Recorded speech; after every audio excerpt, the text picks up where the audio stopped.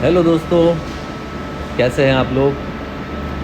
आज मैं आप लोगों को बताऊंगा कि मैट कलर पर क्लियर कोट किस तरह से किया जाता है। सबसे पहले हमने इस पर पेंट के कोट किया है, 3 से 4 कोट किया है और जो कि ड्राई हो चुका है, उसको सबसे पहले हम चेक कर लेंगे कि इस पर कोई डस्ट है या नहीं है, क्योंकि मैट क्लियर पर आप कटर पॉलिश नहीं कर सकते। तो इसलिए हमें पूरी तरह से चेक करना होता है कि जो भी पैनल मैं पेंट कर रहा हूँ उस पर किसी भी तरह की डस्ट नहीं होनी चाहिए। अगर आपको कोई डस्ट नज़र आती है तो सबसे पहले आप उसको साफ़ कर लें, क्योंकि दोबारा मैं रिपीट कर रहा हूँ कि आप इस पर कटर पॉलिश नहीं कर सकते।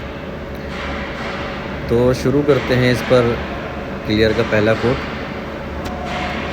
देखिए, जो क्लियर मारने का जो तरीका है वो बिल्कुल सेम रहेगा।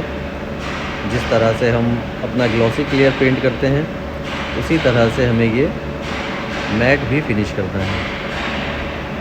इस पर मैं टेक्लॉथ पहले लगा चुका हूँ, लेकिन फिर भी कहीं ना कहीं कुछ ना कुछ मुझे नज़र आ रहा है, जो कि मुझे पता है कि मैं इसको बाद में सही नहीं कर पाऊँगा।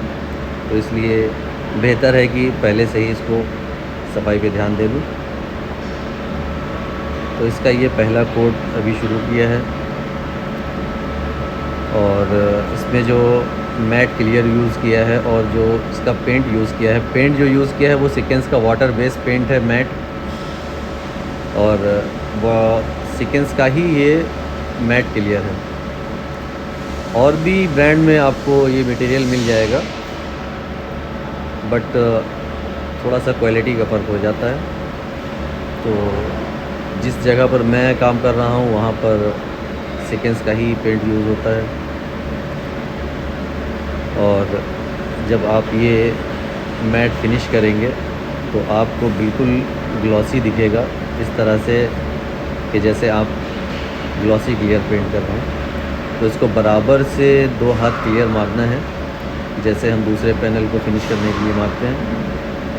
तो ये बिल्कुल ग्लॉसी आपके सामने पेंट होके दिखेगा।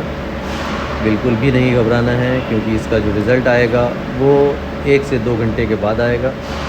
और मैं गाड़ी पेंट बूथ में पेंट कर रहा हूँ, इसलिए मैं अभी इसको 60 से 70 डिग्री पर हीट दूंगा।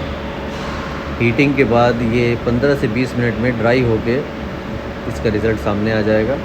इसका जो कलर है वो फिट आउट किया है मैंने, इसको फुल पेंट नहीं किया है। तो ये आपके सामने जो मैंने बोनेट इसका फिनिश किया है, आपको देखने में बिल्कुल ऐसा लग रहा होगा कि जैसे ग्लॉसी क्लियर है।